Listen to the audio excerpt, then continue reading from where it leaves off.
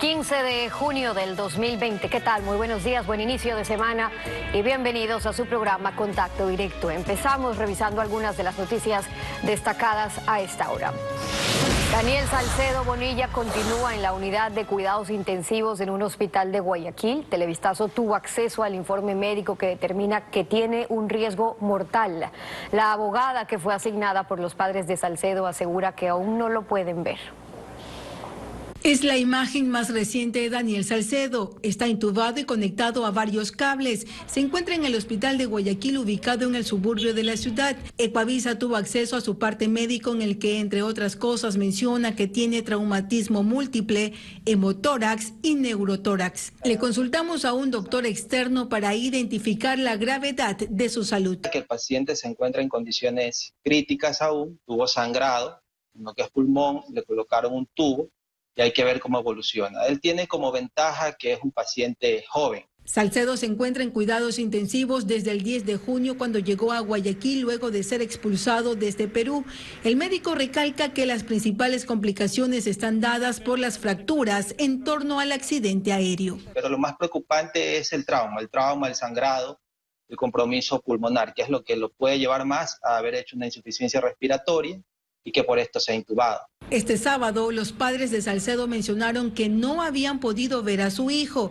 La abogada asignada por ellos es Luz María Pico, quien recalca que ha presentado varios escritos para poder acceder a su cliente. En 2 ocasiones ya, con 2 escritos, a la fiscalía que lleva el caso de peculado, pero hasta la presente fecha no me han atendido los escritos ni tampoco me han notificado. También le consultamos sobre la posibilidad de una cooperación eficaz que otorgue una rebaja de hasta el 90% de la sentencia para quienes se acojan a este beneficio, siempre y cuando proporcionen datos verídicos. Y que para que exista peculado tiene que haber corruptos y corruptores. Y los corruptos, que son los funcionarios públicos, porque si no, no existiera peculado. No los veo, quiero verlos presos. Daniel Salcedo tiene prisión preventiva por el delito de peculado. Una vez que sea dado de alta, el juez dispuso su traslado a la cárcel 4 de la ciudad de Quito.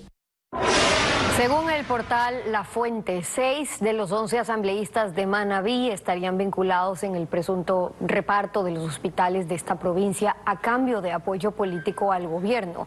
Algunos implicados rechazan la publicación, mientras en el legislativo se suman voces para determinar responsabilidades. En un video publicado en el portal La Fuente, se detalla los nombres de los legisladores y el supuesto control que tendrían en el manejo de los hospitales públicos en la provincia de Manabí.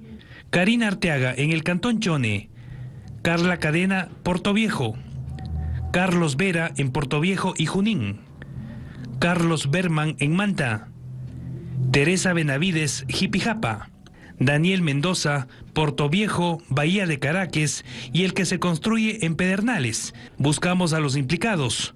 4 no contestaron sus teléfonos. Berman dijo que ya no pertenece a Alianza País, que no tiene nada que contestar y que de existir pruebas que presenten. La que respondió fue Carla Cadena. Aclaró que desde 2018 ya no pertenece a Alianza País, que su esposo sí trabajó en la Corporación Eléctrica, su hermano en el IES, pero que en ningún momento fue parte de una cuota política. Ningún familiar mío es en el momento funcionario público. He votado en muchas votaciones totalmente contrario a la tesis de Alianza País. Tanto es así que yo voté que se investigue INAPEP. Esta semana, el ministro de Salud, Juan Carlos Ceballos, sin dar nombres, confirmó que conoce de influencias de los legisladores en la gestión hospitalaria. Las influencias por cargos o por el control de las empresas del Estado desde la legislatura no es un tema nuevo. En 2019, el entonces ministro de Energía, Carlos Pérez, denunció que recibía llamadas para pedir puestos de trabajo. Si ustedes supieran todas las llamadas que yo recibo para pedirme puestos en las eléctricas. Y hoy nos comprometemos todos a dejar en ruinas a la corrupción. La actualidad, los protagonistas, el análisis y la información en Contacto Directo. Vamos a revisar quiénes son hoy nuestros invitados. Nos acompañarán Cristina Reyes, asambleísta nacional del PSC y miembro del CAL. Las acusaciones de compra de votos en la asamblea, denuncias que llegan después de la detención del asambleísta Daniel Mendoza, el coordinador de la bancada de Alianza País y Aliados, ahora acusado por crimen organizado por irregularidades en la construcción del hospital de Pedernales. También hoy nos acompañará Roberto Azpiazu, director ejecutivo del Comité Empresarial Ecuatoriano. Con el semáforo amarillo por cambiar a verde, próximo también a la promulgación de la llamada ley humanitaria y un nuevo régimen laboral, ¿está listo el sector productivo para iniciar la reactivación económica? Lo vamos a revisar también. 7 de la mañana con 5 minutos. La detención del asambleísta Daniel Mendoza, el coordinador de la bancada de AP y Aliados, y la formulación de cargos de fiscalía por crimen organizado en las irregularidades constatadas en el hospital de Pedernales han motivado la acusación de compra de votos en la asamblea por parte de Cristina Reyes, asambleísta nacional del PSC, integrante del CAL. Bienvenida a Contacto Directo. Buenos días. Buenos días, Steffi. Muchísimas gracias por el espacio. Un saludo cariñoso al Ecuador. Que hay pactos en la asamblea se conoce, que así logran mayorías móviles también, pero que para lograr esos acuerdos se hayan estado repartiendo hospitales o cargos en instituciones públicas o el manejo de instituciones públicas son denuncias que a asambleístas o de asambleístas que están llegando ahora cuando ya hay un asambleísta detenido. Este es el caso que motiva sus acusaciones de compra de votos en la asamblea, ¿o por qué ahora? Esta podredumbre tiene que ser extirpada. Este gobierno, como fracaso, es un éxito rotundo. Ya no solamente hablamos de una emergencia sanitaria con los miles de muertos a cuestas, con el dolor que esto ha ocasionado, cifras rojas en desempleo, cifras rojas en pobreza, sino que además, en medio de una pandemia, atracan con esta podredumbre, con sus entuertos innegociados. Mire usted, Steffi, no hay corrupto sin corruptor y no hay reparto sin repartidor o sin repartidora. En este caso a mí me sorprende cómo la señora Romo, muy fiel a su estilo de camaleón político, va a Diario Expreso a refutar mis pronunciamientos, diciendo que ella no sabía nada, que el presidente tampoco sabía nada, que si él firma no es para robar. ¿Quién es la ministra de la Política? ¿Quién reparte las mafias, en este caso a los hospitales, a las mafias de este país? ¿Quién ha manejado los hilos perniciosamente durante las votaciones, sobre todo las votaciones en temas tributarios, que el país ha conocido cómo han sido opacas, han sido tras cámaras, que no han sido de manera transparente, y no para buscar programas? Porque usted me habla de mayorías móviles, Steffi, sí. Cierto es que estas mayorías se pueden configurar siempre y cuando sean para programas, para beneficios para el país, para temas de salud o educación que puedan beneficiar a nuestro pueblo. Para eso nos han elegido. Para eso sí existimos asambleístas que tenemos la dignidad de nuestro cargo. No para que después se descubra por portales periodísticos de que se han entregado estos hospitales o cargos públicos a asambleístas o mafias políticas. Y ahí es como dice el doctor Pancho Huerta, ¿quiénes les entregaron a estos funcionarios o a estos asambleístas o sus familiares estos hospitales? La cigüeña, lo compraron en un hospital, se lo encontraron en el piso, se sacaron la lotería. Bueno, no, pero ahí fueron estaría cargos justamente otorgados. ¿Quién lo entregaba y cómo lo entregaba? Lo que se tendría que investigar ahora desde Fiscalía y lo que han denunciado portales como La Fuente es que aquí había acuerdos transaccionales, es decir, un cargo, un puesto, el manejo de un hospital a cambio de votos. ¿Para qué? Para aprobar una ley o para salvar de un juicio político a un ministro, por ejemplo. Pero si es así, todo eso tiene que pasar por el CAL, que usted integra. Cuando bloquean un juicio, lo tienen que bloquear primero desde el CAL para que no pase al Pleno.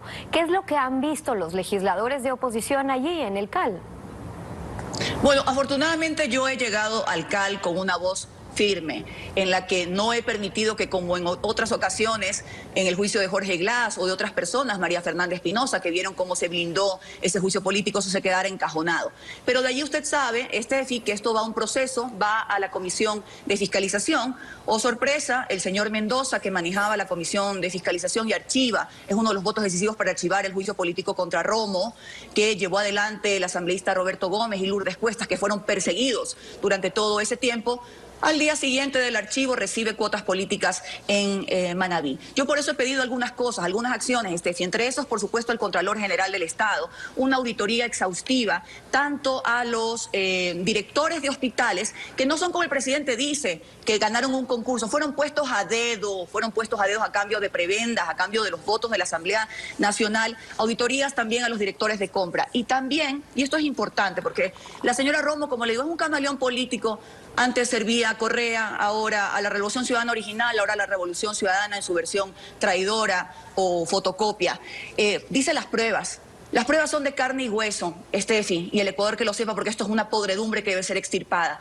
Las pruebas tienen nombres y apellidos, están en los portales periodísticos, por ejemplo, el de Marlon Puertas, de la Comisión Anticorrupción, declaraciones de ministros que los han dicho. Y además, y esto permítame solamente un minuto para concluir la idea, he conversado esta semana que pasó con la doctora Rosas, se hizo público un audio de ella denunciando varias irregularidades en el Hospital Luis Gabriela Dávila de Carchi, y ella tuvo que renunciar por el miedo y la amenaza que siente al día de hoy por su vida. He pedido a la fiscal Diana Salazar que haga una investigación al señor Andrés Romo, tío de la señora Romo, del cual no podrá negar su parentesco, como dice que hay 10.000 apellidos Romo. Este es su tío, que tiene, según el audio que ha sido ya difundido y según, como digo, el temor que siente esta doctora, ha estado metido en entuertos y negociados en los hospitales del norte del país, tanto de la provincia del Carchi como de la provincia de Imbabura. Y mi colega Javier Cadena llevó esto a la Comisión de Fiscalización. ¿Y qué cree que pasó con eso, Steffi? Absolutamente nada, porque la señora Romo maneja los votos de cierto grupo de legisladores. Pero sobre estas denuncias en contra de la ministra Romo, ¿esto inició con la actual ministra de Gobierno o con sus antecesores, hayan estado César Navas, Mauricio Toscanini, o por qué solo acusan a María Paula Romo? ¿Pesan allí aspiraciones presidenciales? Porque yo nunca vi a un ministro, por lo menos en este periodo de gobierno, que como he dicho ha sido desastroso y el país quería un cambio, el país pensaba que iba a haber un comportamiento distinto al gobierno anterior, una ministra de Gobierno metida en el día a día de las votaciones de la Asamblea Nacional. ¿No recuerda usted el audio a la presidenta de la Asamblea, Elizabeth Cabezas, diciéndole que llame no sé quién para que no pase una investigación que podría ser sobre el tema de INA Papers del presidente de la República? Entonces, ese cabildeo que además ha dado como resultado un pésimo manejo de la seguridad ciudadana, porque no me digan que antes del coronavirus en este país no pasaba nada. En este país robaban, asesinaban y violaban todos los días. Y ahora que estamos en la transición de lo que ha sido esta pandemia tan dolorosa, en la que el gobierno nacional ha querido incluso robar en medio del dolor, pues que hay que preguntarle a la señora Romo cómo sale a defender a sus colegas, Ocles con la de los tallarines sin gluten, o Granda, por ejemplo, en el tema de las mascarillas, una empresa de ceviches con claros sobreprecios, con insultantes sobreprecios. Pues bien, ha tenido una intervención perniciosa en la votación de la Asamblea Nacional, y eso no es algo que le correspondía a un ministro de Gobierno, sino más bien el manejo de la seguridad ciudadana, que ha sido un desastre. Y si la ministra de Gobierno es parte del problema, usando sus palabras, y es la fuerza de tarea de Fiscalía la que ha destapado, ha ayudado a destapar parte de esta corrupción en coordinación con ese Ministerio de Gobierno,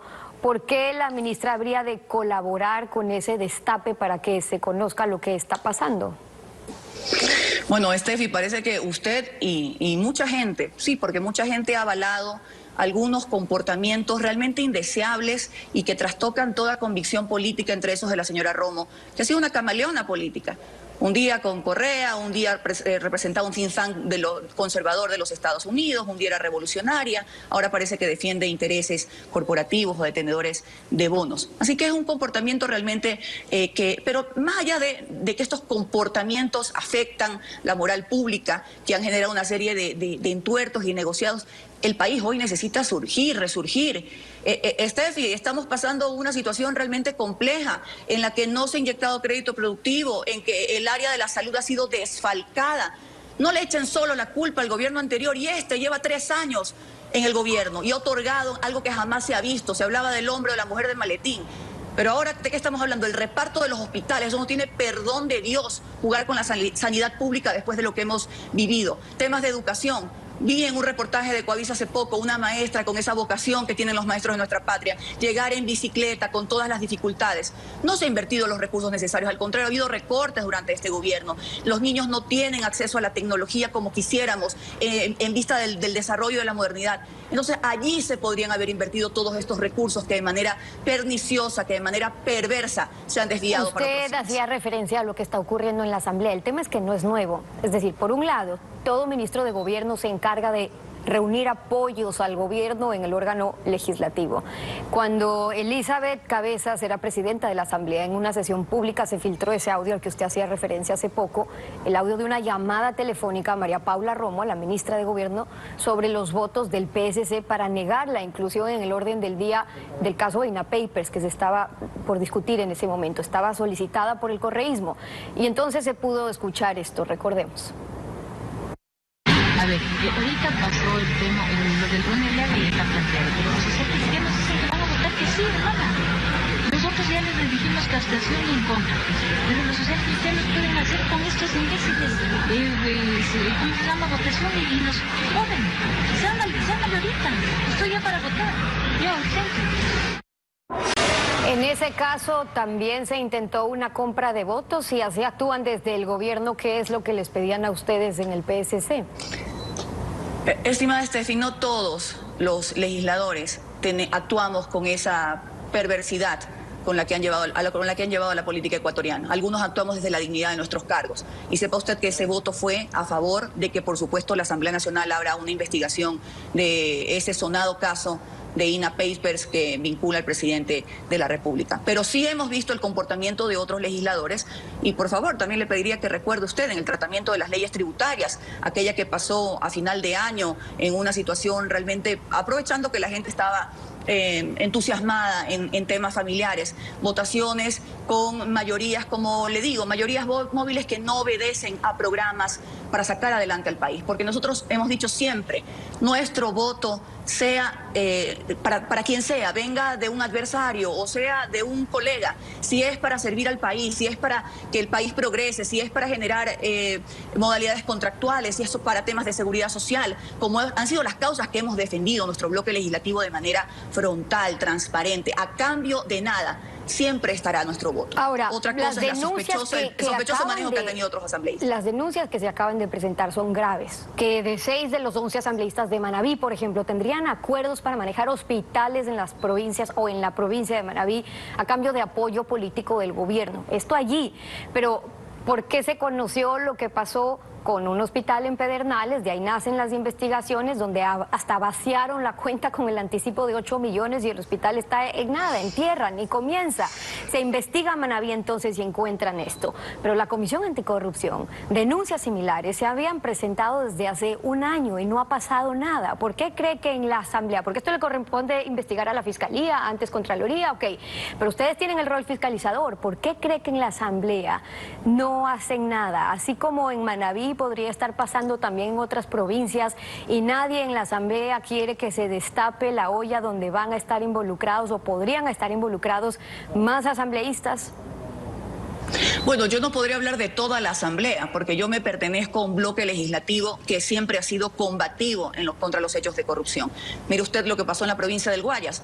Nosotros no ni solapamos ni somos encubridores. Salimos a pedir la destitución de un prefecto. Mientras que otros asambleístas o mientras que el gobierno nacional sale en televisión pública a defender a Granda, a Ocles, a Loja, a María Fernanda Espinosa, a Richard Espinosa, premiados muchos con embajadas. Esa es la diferencia sustancial entre luchar contra la corrupción. Y también le debo decir, Steffi, que nosotros sí hemos activado nuestra capacidad fiscalizadora en los juicios políticos que hemos liderado. Además, también yo he presentado al Contralor General del Estado desde hace mucho tiempo que por favor inicie las auditorías necesarias, tanto en los temas de reconstrucción de Manabí, que ya han arrojado resultados que realmente nos indignan, porque una provincia tan próspera de nuestro país, que fue azotada por un terremoto, lo propio Esmeraldas, que es una de las provincias que está sumergida en la pobreza, lastimosamente, ha sido pues básicamente saqueada por un grupo de funcionarios que han interpretado que la política es para eso, para lo perverso, para los negociados y no para servir y para transformar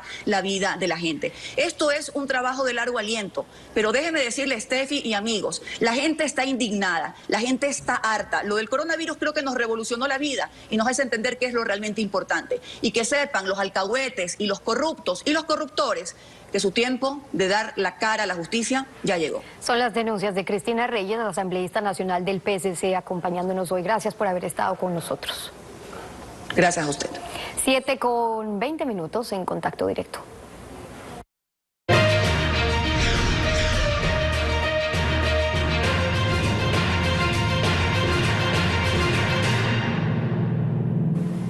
El brote de corrupción en el Sistema Nacional de Salud es profundo. No solo que se aprovecha de la pandemia ni es exclusivo del Ejecutivo. Así lo informó Juan Carlos Ceballos, el propio ministro de Salud, en la Asamblea. Escuchemos.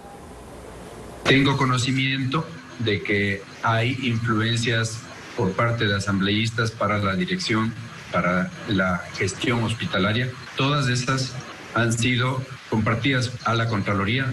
Ustedes conocen que existen 30 hospitales que están están siendo auditados por Contraloría, y hubo un hospital que dio inicio a varios de las investigaciones hacia Fiscalía, muy concretamente el Hospital Eugenio Espejo acá en la ciudad de Quito.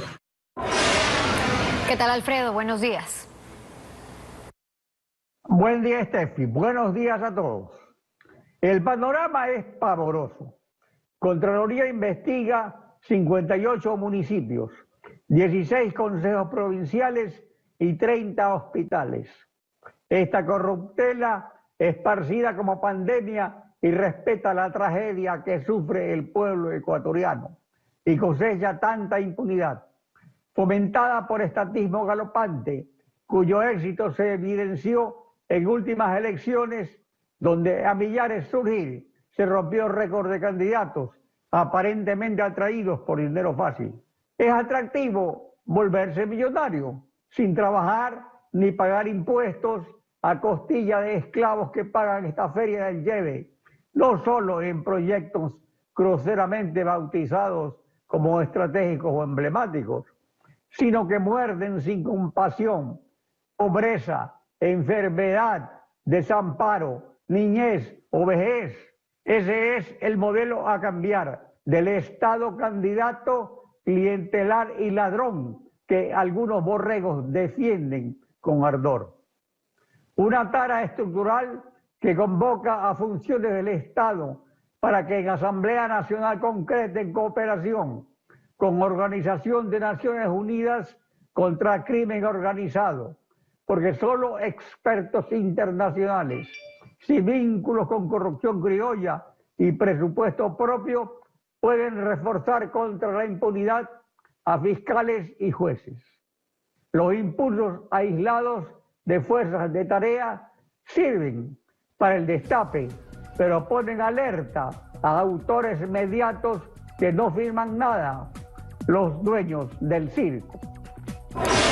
7:23. Al volver estará Roberto Aspeazu, el director ejecutivo del Comité Empresarial Ecuatoriano. ¿Está listo el sector empresarial para iniciar la recuperación de la economía? Volvemos en instantes, no se vaya.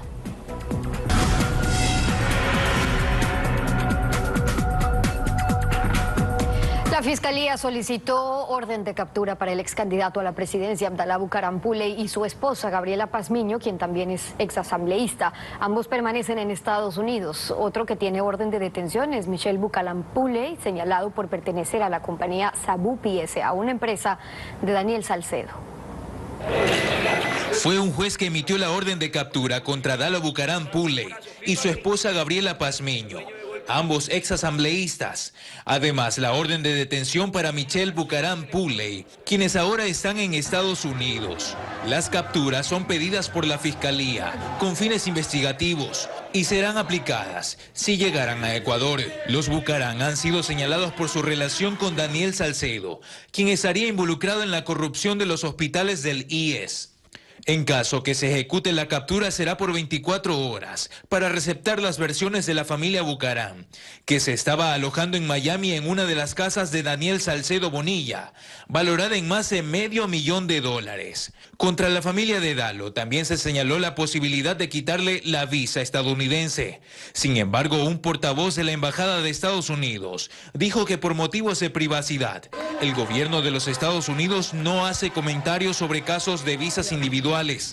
Michel Bucaram Pulley también está señalado por ser socio de la compañía Sabupi S.A., que pertenece a Daniel Salcedo, ahora con prisión preventiva por el presunto delito de peculado, por la adquisición de insumos médicos en los hospitales del Seguro Social en Guayaquil. A 3 meses y medio del aislamiento social decretado por el gobierno y de su consecuente paralización económica, el Ecuador se ha ido acercando paulatinamente a una reactivación económica. Sus mayores centros poblacionales, Guayaquil, pasó lo peor hace 2 meses, mientras que Quito está llegando al pico de la pandemia. Roberto Aspiazu, director ejecutivo del Comité Empresarial, bienvenido a Contacto Directo. Buenos días. Muchas gracias, Estefi. A su orden, un saludo a los radioescuchas, a la audiencia. Está próxima a entrar en vigencia las leyes de urgencia económica, de apoyo humanitario, de ordenamiento de las finanzas públicas también. ¿Aportarán a una reactivación o no podemos hablar de reactivar, sino de esta nueva realidad? Yo creo que cabe más el término nueva realidad. La reactivación tendrá que venir más adelante porque hoy por hoy hay muchas limitaciones. Mismo las ciudades que han pasado un semáforo amarillo no tienen circulación los domingos, tienen toque de queda a las 9. Imagínense lo que eso es para el negocio de los restaurantes, que estaban en buena medida paradas durante el encierro. El hecho de que no pueden reunir grupos sino acotados dentro de las restricciones que se le imponen a sus propios locales. Muchos no tenían un sistema de venta a domicilio, de manera tal que han tenido que recién instrumentarlo. Por citar un caso, podemos referirnos también al parque de camiones pesados que prestan servicio en el país, de un total de 200.000 unidades, tanto como 150.000 están paradas, es decir, con el cambio de semáforo, poco a poco comienzan a reanudar. Usted vaya a visitar los centros comerciales, están lejos de reanudar actividades plenamente. De hecho, por la restricción de los vehículos el día domingo, buena parte de los comercios están cerrados. Entonces, yo diría que estamos en un momento en el cual tenemos que repensar esas restricciones, liberarlas rápidamente para que el país vaya recuperando poco a poco el ritmo normal de actividades que se ha visto afectado. ¿Y cómo está pesando ahí el régimen laboral? ¿Flexible, como esperaba el sector empresarial en el proyecto urgente humanitario? ¿En qué medida va a facilitar la creación de nuevas plazas de empleo cuando el desempleo solo se está agravando hoy en nuestro país? Pero es inevitable que eso haya sucedido con un paro de 80 días, en donde únicamente ha funcionado el 30% de la actividad económica del país. Sabíamos por las encuestas que la resiliencia de las empresas iba a estar en promedio ante la falta de ingresos alrededor de 37 días. Y eso explica que cuando hemos llegado a 80 días, el número de empleos, por lo menos en términos de afiliación al Instituto Ecuatoriano de Seguridad Social, han disminuido a mayo tanto como 195.000 plazas de trabajo, lo cual nos preocupa. Naturalmente,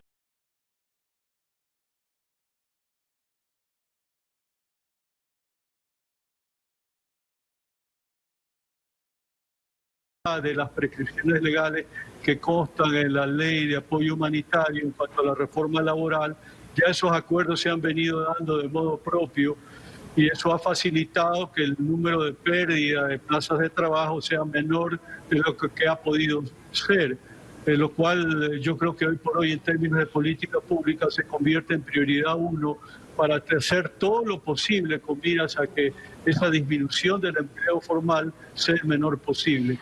Por ejemplo, el IES calcula que las desafilaciones podrían llegar al orden de 370.000, 390.000 plazas de trabajo.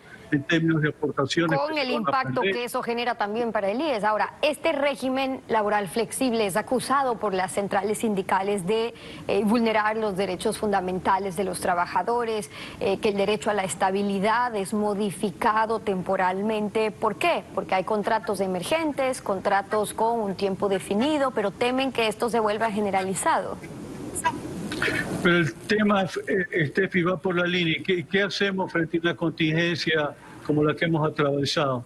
Quedarnos cruzados de brazos, no hacer nada y mantener el anterior régimen legal que de modo propio necesitaba ya una flexibilidad. Ahora, con mayor razón aún, tenemos que encontrar fórmulas que permitan defender ese empleo que se viene perdiendo de una forma muy rápida, en abril en particular, y yo diría más aún en mayo. Las señales que ha habido han sido verdaderamente notables. Hasta abril teníamos 115.000 desafiliaciones menos, pero en mayo ya subieron a 195.000 y nos preocupa lo que puede ocurrir en julio. Es cierto que hemos cambiado el semáforo amarillo, pero la mayor parte de actividades reanudadas están a un ritmo de 30, 40%, es decir, el increciendo va a ser progresivo, no se va a dar de la noche a la mañana aún pasando al semáforo verde, y eso tiene que ser considerado en términos a reformular las condiciones de las relaciones obreros-patronales, favorecer el acuerdo entre las partes, que por lo demás se da desde el momento mismo de que se pactan las condiciones en cuanto al trabajo entre un empresario y un trabajador. Y justamente sobre eso.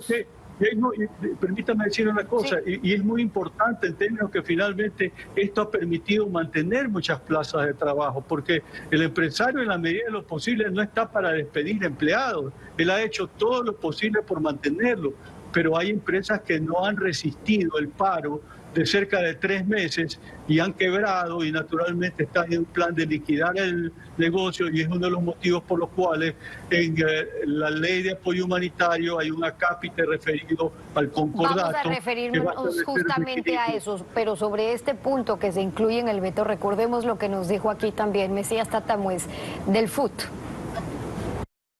Una ley de flexibilización de esclavitud, y esa que ahora la hace un veto, la hace peor que realmente estaba antes. ¿Dónde está el corazón de la ley? Dentro del artículo 19, numeral 6. Les regresan nuevamente de lo que mandó la Asamblea, quitándole el inciso 2 y 3, donde el trabajador por lo menos pueda reclamar su derecho de su trabajo. ¿Sabe lo que hace el gobierno? Regresarle nuevamente el borrador de lo que estaba al inicio y le ponen nuevamente que el trabajador no pueda reclamar nada de lo que es sus derechos. Ahí el veto mantiene que en los casos en que llegar a un acuerdo sea imprescindible para que la empresa pueda subsistir y no se logren consensos entre empleador y trabajador, el empleador puede iniciar de inmediato el proceso de liquidación como evento de fuerza mayor. Pero también dice el veto que si un juez determina que el empleador invocó de manera injustificada la causal de fuerza mayor o caso fortuito para terminar una relación laboral, se aplicará la indemnización por despido intempestivo multiplicado por 1.5. ¿Eso sería suficiente para que las empresas no abusen de hacer uso de este recurso como temen los trabajadores? Steffi, yo me planteo, ¿cuándo el señor Tatamuez y ciertas centrales sindicales van a estar en un plan de ser más propositivos frente a una coyuntura como la que estamos atravesando? Parecería ser que no están conscientes de lo que ha significado para el país una paralización de 90 días a la fecha, en términos de que muchas de las empresas, la mayoría, han tenido pérdidas de ingresos, mejor dicho, no han tenido ingresos durante este periodo, y sencillamente hay unas que están con dificultades de subsistir y otras naturalmente están haciendo todo lo posible para hacerlo, y naturalmente hay algunas de estas reformas laborales que les están permitiendo encontrar una salida. Tal vez usted se refiere específicamente al artículo 169, que en la parte final de la discusión del segundo debate, hace pocas semanas, se le incluyó una disposición interpretativa a último momento, lo cual es inconstitucional. porque eso debe haber constado desde el primer debate y haber quedado sujeto a las 2 votaciones de la legislatura. Nosotros asumimos que eso iba a ser vetado. Ahora, la interpretativa se mantiene con una reforma en términos de redacción que pensamos que más o menos puede resultar manejable, porque en definitiva lo que permite es que ciertas unidades dentro de una empresa que pueda tener varias actividades, pues pueda eventualmente despedir empleadores bajo fuerza mayor sin necesidad de que eso tenga una aplicación extensiva en términos que la empresa tenga que cerrar forzosamente y en todas sus líneas, en todas sus actividades. Esas son algunas de las observaciones de Roberto Aspiazu, el director ejecutivo del Comité Empresarial. Gracias por haber estado aquí en Contacto Directo.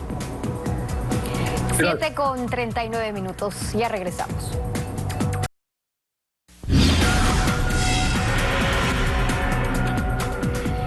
Diecinueve organizaciones políticas llegaron a un acuerdo para pedir al Consejo Nacional Electoral y al Tribunal Contencioso Electoral que se postergue la fecha de las próximas elecciones prevista para febrero del 2021. El único partido que se opuso fue Fuerza Compromiso Social, organización del correísmo. El Consejo Consultivo de Organizaciones Políticas pidió al Consejo Nacional Electoral que se postergue un mes del calendario de las próximas elecciones por la emergencia sanitaria del coronavirus. Según el calendario aprobado por el CNE, la primera vuelta está para el 7 de febrero de 2021 y la segunda el 11 de abril.